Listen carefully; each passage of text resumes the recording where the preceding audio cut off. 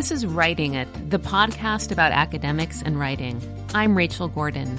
Here we aim to make the process of writing and publishing a bit more transparent and a bit less overwhelming. Through conversations with editors and academics at all stages, from full professors to graduate students, independent scholars, and postdocs, we share stories, lessons, and helpful habits from our writing lives.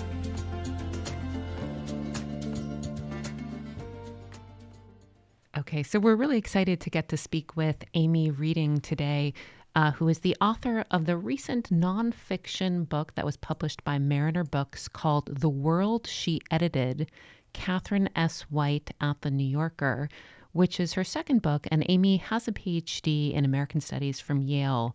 So I wonder, Amy, if we could start off by your telling us a bit about your writing path and career since you're getting your doctorate. Well, I have to back up and start before getting my doctorate because I went to grad school with the intention of becoming a writer.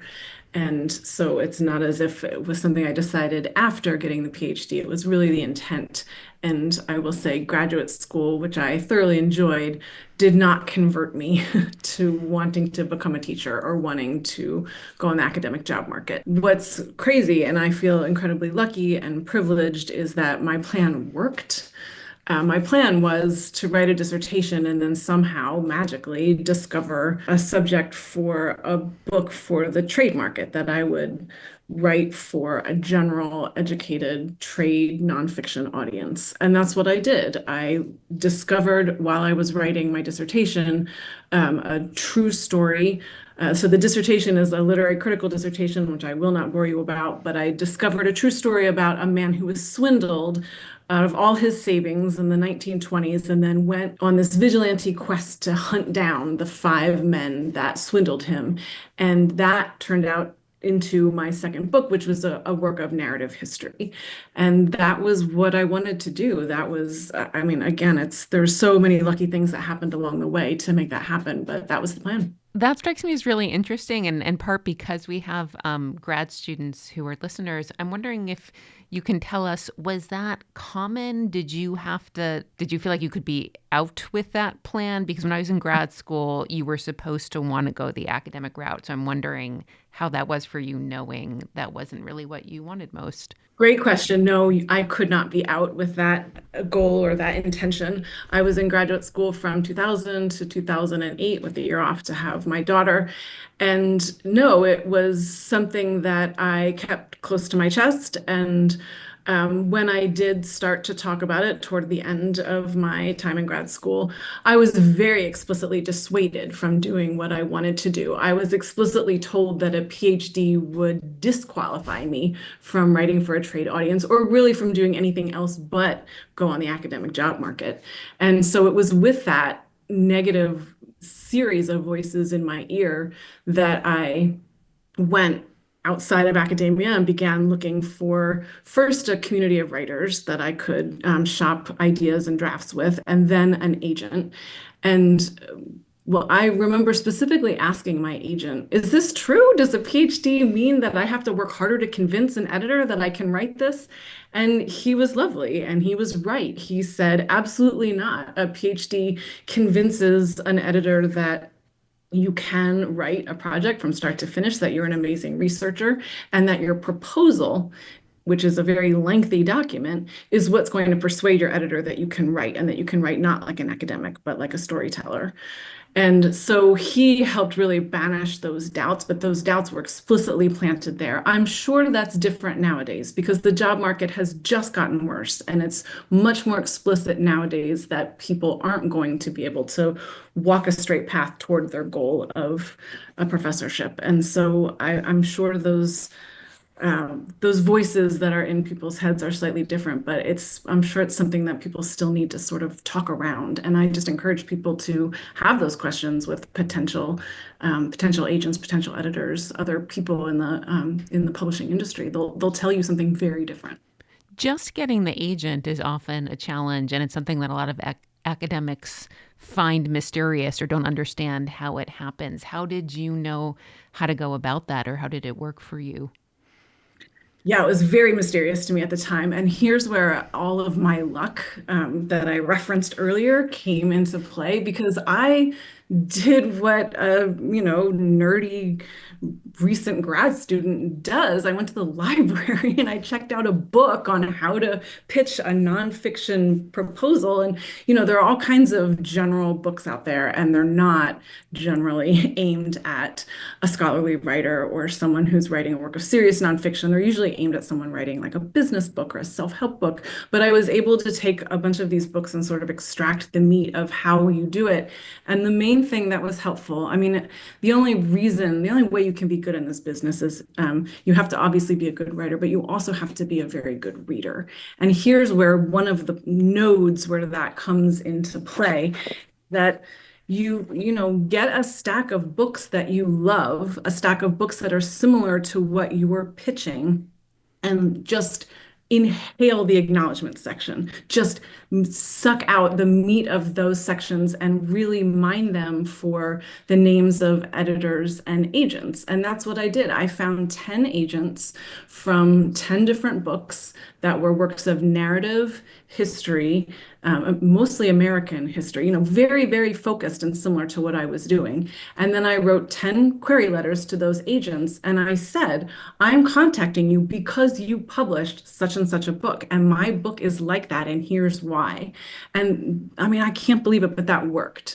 I ended up, as I recall, speaking to and sending my proposal to 3 agents and having extended conversations with them and sort of getting to pick out of that 3 the one that I ended up with, which is crazy. That's an embarrassment of riches. But I think it worked because I was really able to narrow in on what I was doing. I had the vocabulary for what I was doing, and I had the comparables. I had the other books that were like that, which is something that matters when you're talking to an agent, and it's really something that matters when you're writing the proposal and talking to an editor. So the main thing to know about this process is that in publishing, the lingua franca is book titles. You're always going to be mentioning other book titles, comparing yours, and speaking in that language. And if you can do that fluently, then you're going to have a leg up. That's interesting to hear. I think we're not always sure how important that part of the book proposal is. I mean, many of us who are writing academic book proposals also have to do that section, and it sometimes feels pro forma to write it. But your experience has been that agents and editors, I'm guessing in part because they might not totally read our stuff right away, but if you can give them the shorthand of this is like X, or if you liked X, you might like what I'm doing here, they can slot it into, what kind of book it is. Was that your experience? Yeah, I would argue that it's very, very important in trade publishing. And this is, I'm not an editor, I'm not an agent, so I'm on the other side of the desk. But I think if you can do that section well, you're not just telling the editor how to slot your book onto the bookshelf. You're also convincing your editor that you know how to speak this language, that you're savvy about this world. And, that has ramifications throughout the whole process. You're displaying a certain kind of authority and a certain ownership over the process that I think really matters. But in the times that I have pitched nonfiction books, I have made this section a quite long portion of my proposal, almost an essay. So it's not just a listing of titles, it's also just a consideration of the genre at large or even beyond the genre. So for instance, in my first book, when I was pitching a story about confidence artistry, I was able to say, and this is a good thing, there are no other books that do what I want to do, right? And so that tells your editor, oh, okay, that this is breaking new territory. But then I also went on to say, here it's like some of these other books, which are not about con artistry, but are narrative American history. And then I went into this long discussion about movies about con artistry and swindling, because there were a ton of them in the late 90s and early 2000s. And I did a whole little mini cultural history essay of why.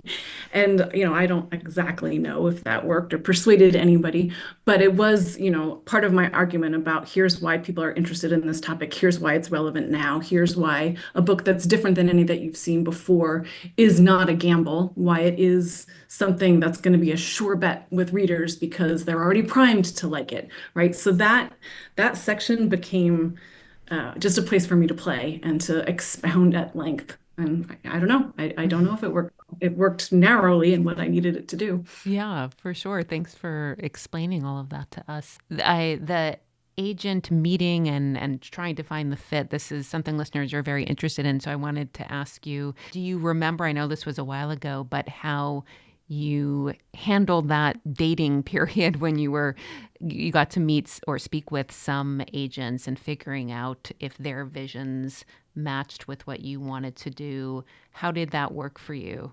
I remember having, at least one phone conversation with each of the three. And, it's a it's a strange conversation because you're each courting each other.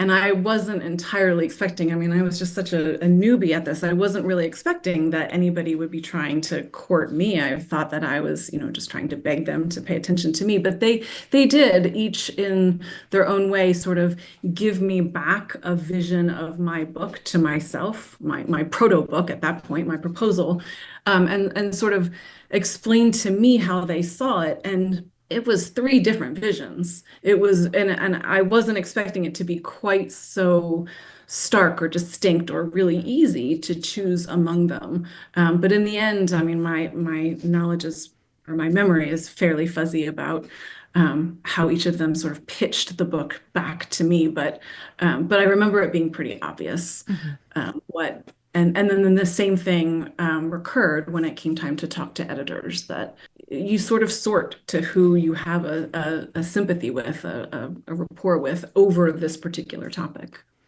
One of the reasons we wanted to speak with you is about this most recent book, The World She Edited, which I loved reading. It's very readable and an enjoyable biography of a figure who I think is relatively unknown, which to me made it feel like that must have been more of a challenge for you to maybe even prove to the reader, and you have to do this pretty quickly, that this is worth, turning the pages for, getting into. So I'm wondering if you felt that to be a major challenge, even in terms of how you started the novel, how you started the book, which reads a bit like a novel. And I'll take it as a compliment. yes, absolutely. Did you feel like, or did the agent or the editor pose this as a challenge to you? It's a very interesting question because it a little bit gets at sort of the time release process of reading a book. I did not feel like I had a small window of time in which to make my case that Katharine White is somebody you should pay attention to. I felt I had the whole book to do that. And part of the reason why is because I trusted the publisher to do all the work in the packaging and the publicity and marketing of the book to convey a lot of knowledge about Katharine White to the reader before you even open the book. That's, a book, you never open a book as a blank slate or neutrally. And I also was banking on the fact that even if you've never heard the name Katharine Sargent White, you will absolutely have heard the name The New Yorker. And you will likely have heard the name E.B. White, her second husband, and you might even already have known about her as E.B. White's wife, a New Yorker editor. Maybe that, piece of data lodged in your mind at some point. Also, a lot of people do know about Katharine White from a book that was posthumously published by E.B. White called Onward and Upward in the Garden, which is a collection of her gardening essays that ran in the New Yorker toward the end of her life. So she's not completely unknown. But I did not feel a sense of urgency. I felt like it was my luxury to tell the story of her life as it unfolded, and that I didn't need to persuade you that she was important. I definitely felt like I had a series of arguments that I was making about her life and about her importance in the cultural scene, but that's a little bit different than feeling like I had to sort of argue or persuade or petition for you to pick up the book, right? I definitely felt like I had more time to do that, to unfold it in a more narrative way. My agent My agent from the first book ended up passing me along to another agent in the same agency for this book, which is, something that I think happens in the course of a writer's career that you change agents and editors quite a bit. And this agent, I first pitched a quite different book to her. I pitched a much smaller book, smaller in scope, smaller in page length, that was just going to be a book about Katharine White's relationship with the short story writer Jean Stafford, which is a story that I read about and was incredibly moved by because their relationship was quite impactful, especially for Jean Stafford. And you could argue that Katharine White sort of resuscitated and helped make Jean Stafford's writing career in the second half of her life.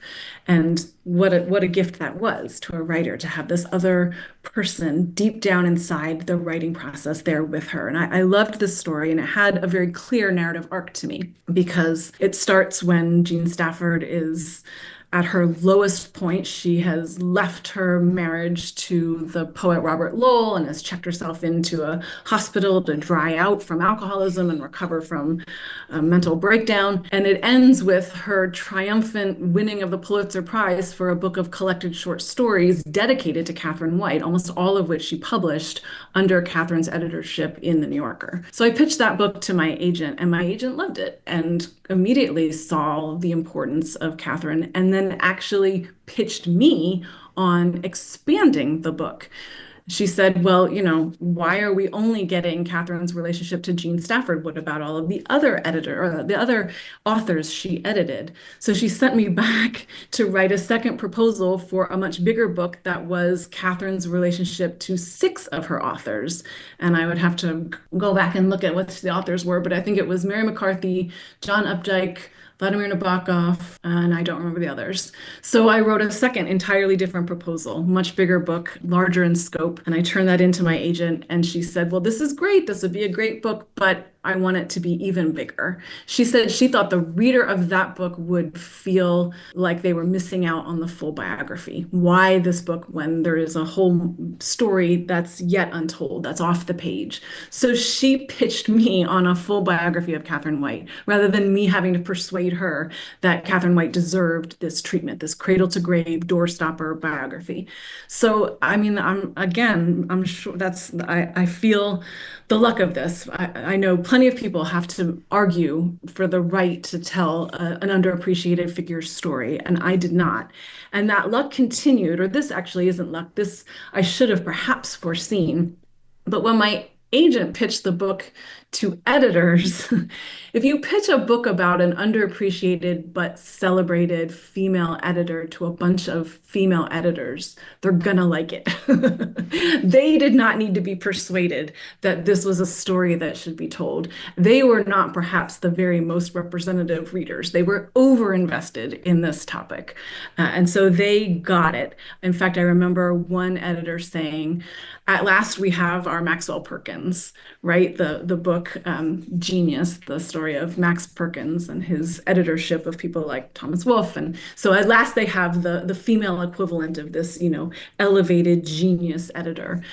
So all of that meant that I was not campaigning for the right to tell her story, but I was, getting information in all of these conversations about how to tell it, what people were hungry for, where the contours of her interest for this particular moment in time lie. Yeah, and I'm so glad that you encountered those people who understood why she was deserving of this full biography. I know that we sometimes get questions about the length of time it takes to write a book or even just do this proposal process. It sounds like this might have taken a little longer than you first had in mind, even that proposal going back and forth with the agent. Was that frustrating, or since you'd been through book writing before, did you just know, look, it's always going to take longer than I think, and it's positive response anyway? So I don't know how you felt in that period. Well, let's see. I I started researching Catherine White in February of 2017 and spent about a year writing the proposal. And that part didn't surprise me because I had done that for my first book, and that felt like time well spent.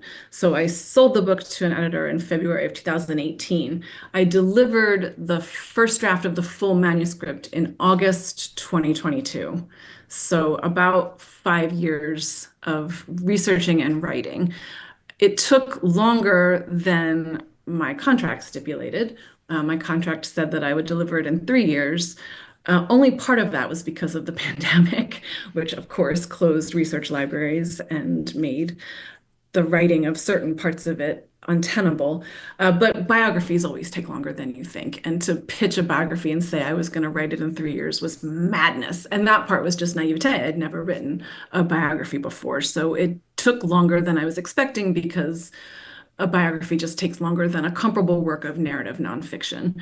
I did not find that frustrating. And I also did not encounter pressure from my editor. Again, in part because it was the pandemic, no one was able to write, but also because my editor knew that I wasn't going to turn it in on time, right? It's a polite fiction that whatever, deadline you put in a contract for a biography.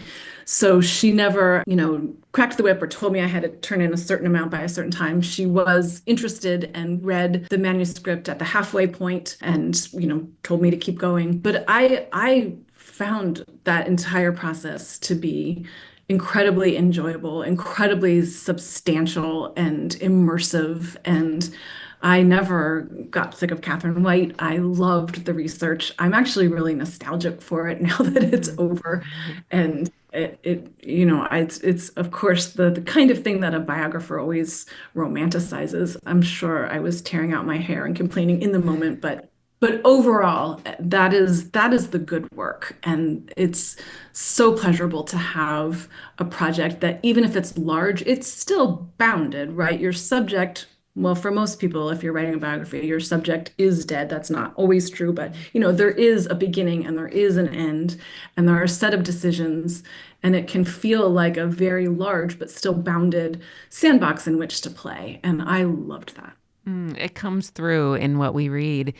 About beginnings, I wanted to ask you about the opening of the book because it's a really nice beginning. It's a kind of a quiet scene. It's February. Catherine White is in her New Yorker office in Manhattan in 1953. And she is writing letters with one of her New Yorker writers, a Frances Patton from Durham, North Carolina. And we really see Catherine, the editor, in this scene, but it is a really quiet moment. And I guess it struck me because I've read many biographies where we get this really sparkly moment as the opening to kind of remind the reader or let them know this person is important. They led an exciting life. And in some ways, you were almost showing us an opposite kind of moment. Patton was by far not one of the most famous writers who Catherine worked with. Why did you decide on this opening? I love this question. I decided on the opening because it's lodged right in the middle of Catherine's, what I call her years of greatest influence, when she's sitting in this corner office and she's carrying on dozens of conversations simultaneously with writers everywhere in different stages of, a poem or a short story or a memoir. And she's really doing the work. And the work, as I saw it, the reason why I was so magnetized to her in the first place is that the work was so much more different than what I expected. It was not, the editor as this fierce dragon with this red pencil marking up a manuscript and saying, no, not good enough, reject it or try again. It was the work, the art of editing was incredibly generous, and it went far beyond just the manuscript at hand. And you can really see that in this particular exchange of letters with Frances Gray Patton, because Patton is writing to Catherine to confess that she's experiencing writer's block and that she's unable to write, and what she does write strikes her as terrible. And she's had this problem before, and she's started to write to Catherine to ask her what to do, but she stopped herself because she hasn't wanted to bother this important editor up in Manhattan. But the problem has persisted, so she's finally sending in a story that she's written that she knows isn't any good, but also confessing, I've lost it. And we get to see Catherine respond. We get to read her letter, and she says many things. First of all, she talks about her husband, E.B. White, who went by Andy all his life. And she does this a lot in her letters to authors. She uses Andy White as a sort of model for the artistic process, and she's often divulges little bits about his history as a writer, his relationship to his craft. And she tells Patton, Andy too went through a time of creative dryness, and he got through it, even though it lasted longer than a year. And she says a bit more about that. And then she says something that I think is really beautiful and is perhaps the reason why I started in this scene. I'm not entirely sure. I can resuscitate my motives, but there's a line there where she says that this kind of block and this kind of trouble writing is not a problem, that it's the actual work itself, that Frances Gray Patton is merely suffering the disease of being creative. And I loved that line because she's absolutely normalizing something we've all felt and that makes us all feel as if we're not good enough. And instead, Katharine is saying, no, this is exactly part of the process, and this is exactly what is telling you that you're right to be facing this medium, that this is your practice. And she coaches Patton through it. She gives her some ideas for stories that she could write, things that she could change, write in first person, write in a different locale, write in a different genre. The main thing that she conveys in this letter is a kind of almost unconditional acceptance of a writer that she's worked with for years. And what Patton writes back when she does end up writing a story that is much better than the poor one she has submitted to Katharine. And when Katharine accepts that second, much better story and publishes it in the New Yorker, Patton says, I was able to write this much better story because Katharine White had removed the idea that Patton had to work very hard to prove herself and to be good enough. And she had convinced Patton that it was okay to fail, and that removing the need to prove herself, feeling as if Katharine was right there in the creative process with her, and that they were partners, and that she wasn't trying to measure up to Katharine. She was merely, speaking to her as a peer, was what enabled the creative juices to flow again. It took down some of her anxiety and took down some of her defenses. And this back and forth I found incredibly moving. It's very similar to what I saw in the letters between Katharine White and Jean Stafford. So it seemed like a good place to start because the truth is, Katharine White was doing this for dozens and dozens of authors, many of whom we know about today, many of whom we don't. She didn't know who was going to become famous. She was playing the long game with all of these authors, and some of them went on to write canonical works. Others didn't, but they were all equally important to her, and she had this effect on their lives and on their process that I think is a story yet to be told. Yeah. As you say, this unconditional acceptance that Catherine gives to Frances in the prologue, we see repeatedly throughout your book, and it's the way she edits. Is this interpretation of her editing, which seems like a kind of caring for the whole person? What I mean is you describe how Catherine sort of gives details from her own life and is paying attention to different details in her writers' lives and sort of trying to help them. I think, I don't even remember if sometimes maybe she loaned money, but she certainly offered all sorts of help, material help too. Was that a kind of theory of editing that at some point in your research you came upon as an epiphany, like, oh, this is what makes Catherine's editing special and maybe different. I mean, we'd all like editors like that, but how did that work for you in terms of realizing this is what's going on here that I need to present fully to the reader? I don't know that it came as an epiphany. It's a little bit hard to recreate how I learned all of this because Yeah. I didn't read her letters in any way chronologically. But Catherine White names this herself in a letter to William Maxwell, also a storied New Yorker editor whom she hired and trained. So at the end of her life, she wrote Maxwell a letter reminiscing about their time together. And she names this style of editing the personal editorial letter. And she means a letter that creates intimacy with an author. Like you say, she's sharing details of her own life, of her husband Andy's life, of the New Yorker, the office goings on, or they're talking about issues of the day, and she's responding to the intimate details of her author's life, and remembering from a previous letter, picking up details and pulling them forward, and responding to the ongoing story of her author's life. And that was her hallmark. And I didn't discover it, or I didn't name it, or it wasn't an epiphany. I found it right there on the page. Mm. And that was not something that she walked in with on day one of her job at the New Yorker. She didn't, it was something that she evolved and invented over many years of the New Yorker itself growing from a weekly humor magazine that was quite light and fizzy in the 1920s to a literary powerhouse by the end of the 1930s. It was through that process, what I would call about a 10 or 15-year process of kind of growing into the idea that the New Yorker was going to become a tastemaker for literature. That is how she learned how to cultivate the authors that she would need for this particular kind of magazine. A good section of the book is before Catherine White is at the New Yorker, childhood, teenage years, years at Bryn Mawr. Was that always your plan to include that? Did the editor was the editor on board with that? Because that all is sort of before the famous era, or the era that if people know Catherine White, that's what they know her of. How did you think about what to do with those earlier years? I was absolutely not planning to write as much about the early years as I ended up writing.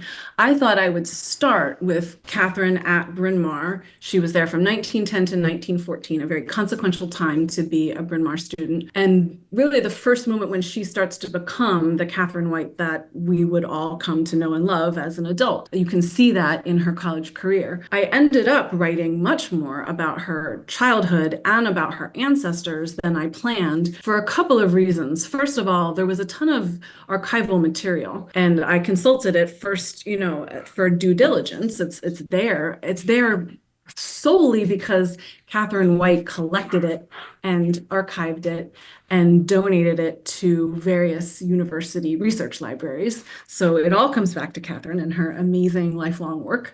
But in reading through these letters and these drafts of manuscripts and daguerreotypes and photos and all kinds of material, I also began to see how relevant that was to who Catherine White became, in part because it made visible to me her whiteness.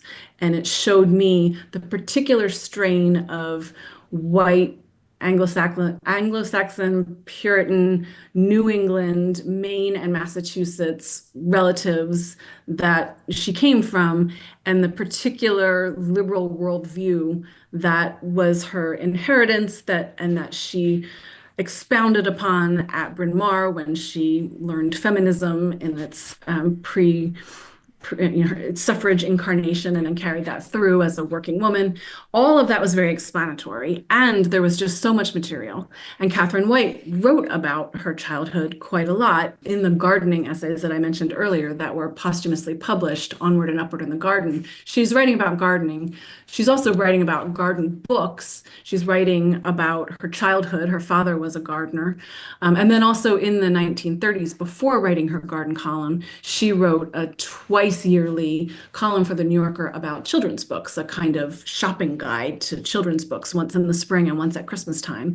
And this was also an occasion for her to talk about her own childhood and reading and her father and writing and cultivating a life of the mind. So I did have a lot of material to work with, and it became too fascinating to not write about. I wrote about it even more than what made it into the book. That was one of the many sections that got trimmed in order to make this a wieldy rather than an unwieldy book. But it was very clear. I didn't have to argue for its inclusion. It was very clear to my editor as well how explanatory this was. Yeah, I mean, and that whiteness issue, I mean, it comes up in your book when you're talking about who she edits and who she doesn't.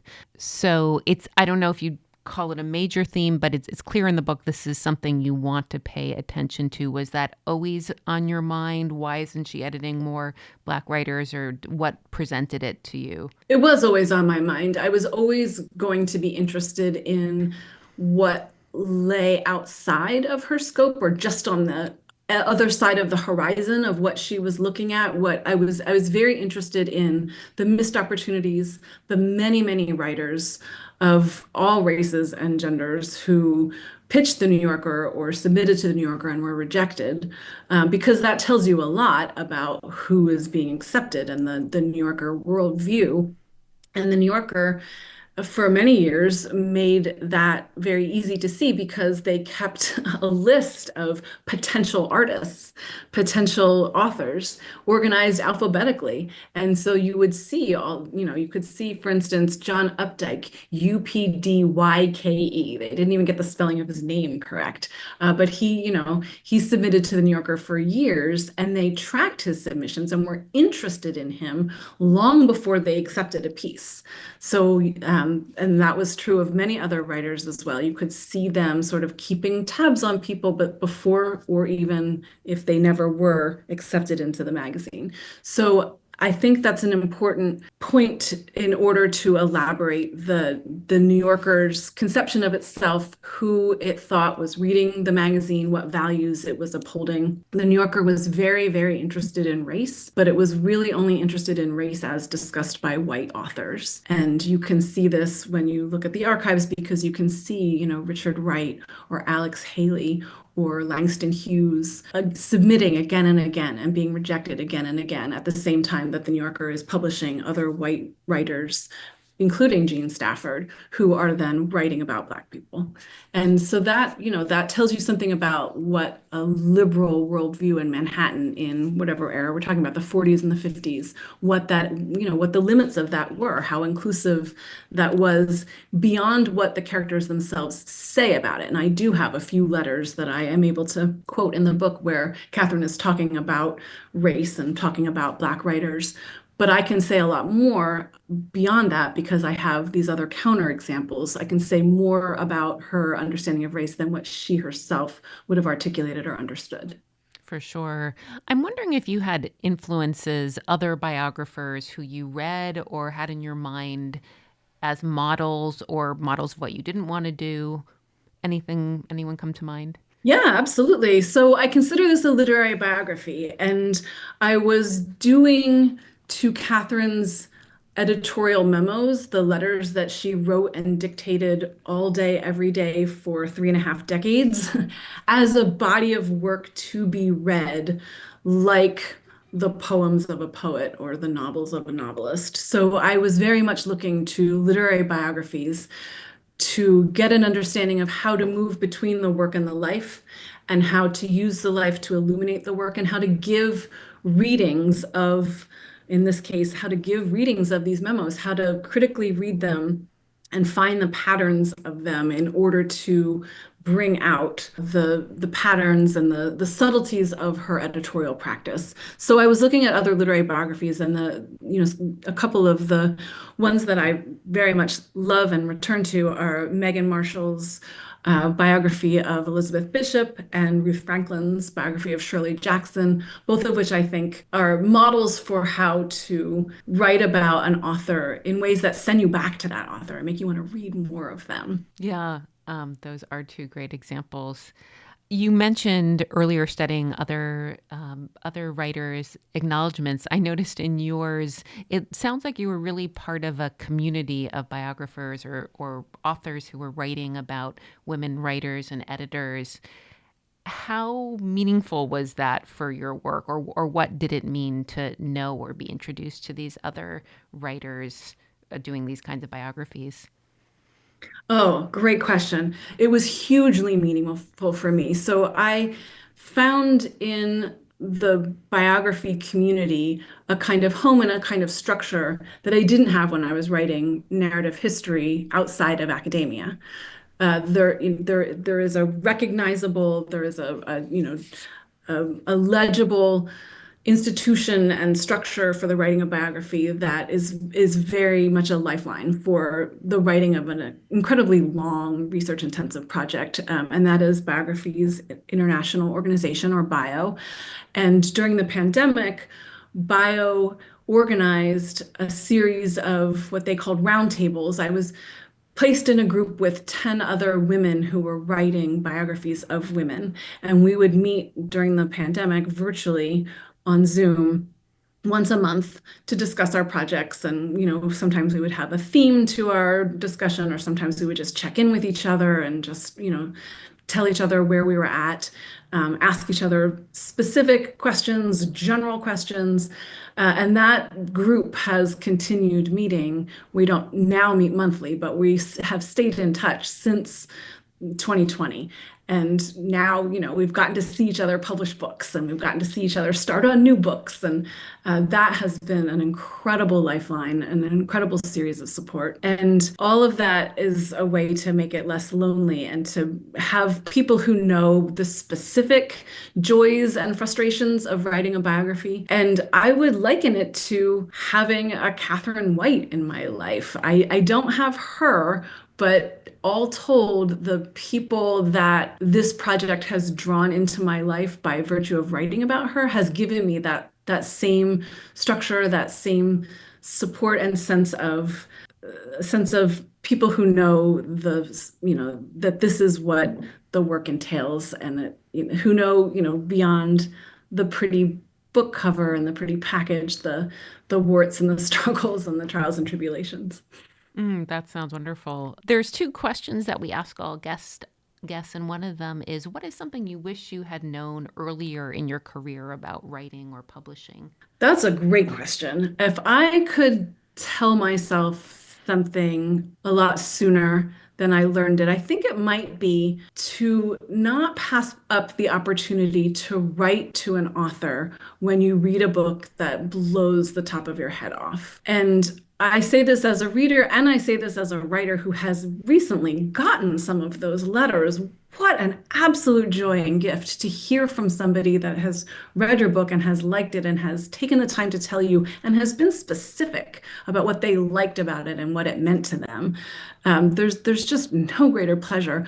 But also, as a writer who has recently, or sorry, as a reader who has recently learned that this is a good thing to do, it can start a conversation that you don't necessarily anticipate, and that can lead to a set of thoughts or ideas, or book recommendations or connections that you are not necessarily the reason to write that letter. But I've heard other writers say this in the past, that you should write to the authors of the books you admire, and it always sounded to me like a sort of, I don't know, sappy thing to do, to write as a fan.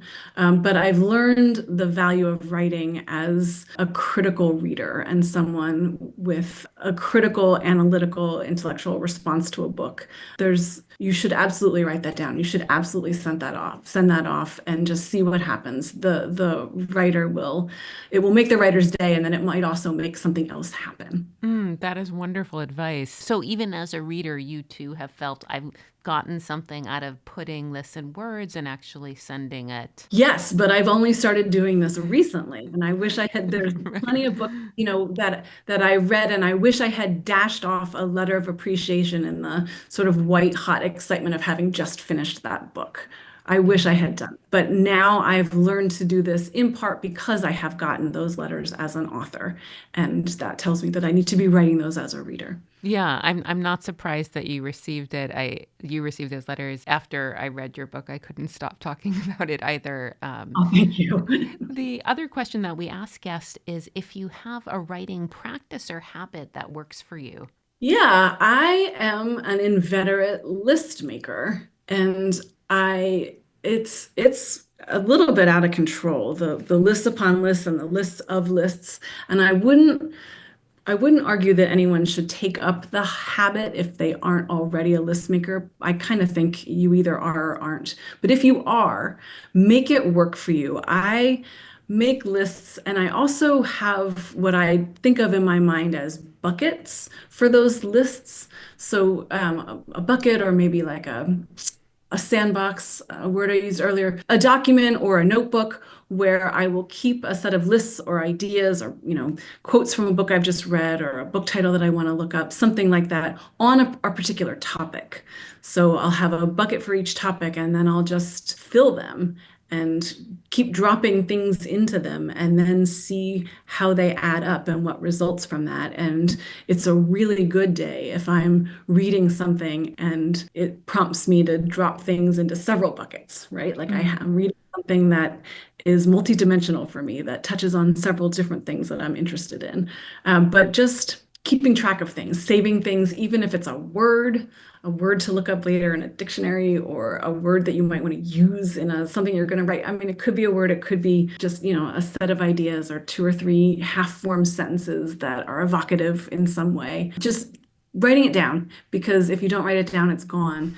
But if you do write it down, you don't necessarily know where it's going to go. And that's exciting, right? That feels like you're giving a gift to yourself in the future, right? Like you're seeding the future with something that you've put there, and your future self will thank you. Such a good idea. Is that also, by the way, was that part of how you did chapters, sort of? Because when I was reading the book, I was thinking, how did she figure out what all should go in here and the great details that you have? Well, the chapters really evolved over time. I started off, I proposed 8 huge chapters, and I published 44 much shorter chapters plus a prologue and epilogue. So that underwent a fair amount of revision over time.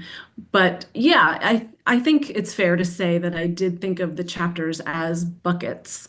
And as I think I said, I did not read Katharine's archive entirely chronologically, in part because of the pandemic and having to go back and research previous chapters. And so if you have these buckets that are created, if you pick up a folder and you read an editorial letter and it's got something in it that you want to save, you know exactly what bucket it goes into. And in this case, it was chronological. But then you have to decide where to divide things up and where are the hinge moments where you could end a chapter or start a chapter, and where does something change, where is there a cliffhanger or some suspense. And that all just took a lot of time to figure out and underwent many revisions. And that's where an editor can be useful, and my editor was useful, and you edit yourself and you go through many rounds of revision. But yes, absolutely, thinking about chapters in terms of buckets, making endless lists of what should go in there, endlessly revising those lists, having those lists be indexes back into my research notes, that have keywords that point me back to where I need to find the piece of evidence or the quote or the whatever it was. Yeah, that's exactly how I work. So that's a hyper example of what I mean when I say, if you are a list maker, make it work for you. Just lean into whatever part of your brain embraces that structural organization. Great. Well, thank you so much. This has been really interesting and helpful. So I really Thank you so much appreciate for having me. What a pleasure. it. Our pleasure. Have a great rest of your day.